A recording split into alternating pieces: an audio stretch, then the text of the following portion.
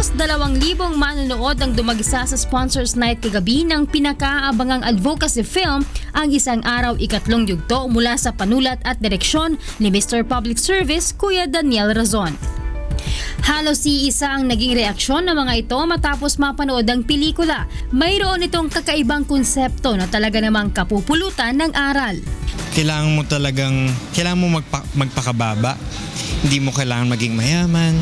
Kailangan pakinggan mo lang yung sinasabi ng magulang mo sa'yo. Tumatak sa akin yun. Yung isang natutunan ko doon, yung part nung kay Wendell pati yung kay Lara Kigama, na hindi mo maayos yung isang bagay pag parehas kayong tama eh.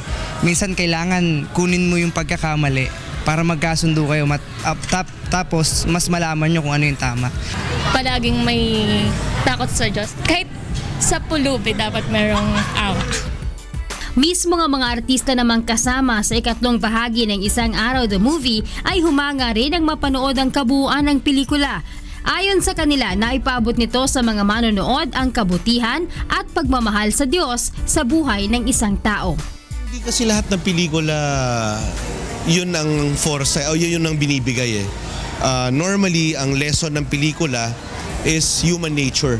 Diba? So it's very, very seldom. It's the Word of God. Not many Filipino movies are done like that.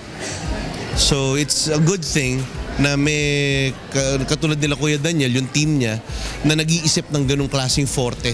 Dapat naman talaga siguro na sa lahat ng nakikita natin, sa pinapanood natin, dapat siguro talaga may about God, na kasi yun yung maganda sa pakiramdam. And I think if galing talaga kay God yung mga message, yung guys sa Biblia, yun yung talagang tamang lesson na binibigay sa atin. Maging ang cast ng pelikula ay may mga natutunan ding aral sa papel na kanilang ginampanan.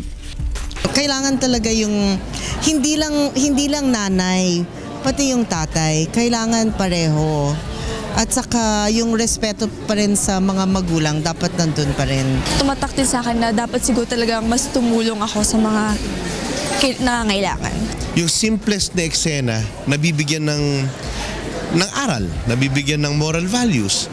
And I'm just thankful that I'm blessed enough na makasama ako sa pelikulang katulad nun na nagpapasa ng ganung klaseng aral. Ayon kay Kuya Daniel Razon, dito makikita ang mensahe na magbubukas sa kaisipan ng anak, magulang at mga ordinaryong tao sa mga bagay na tila nakakaligtaan ng marami.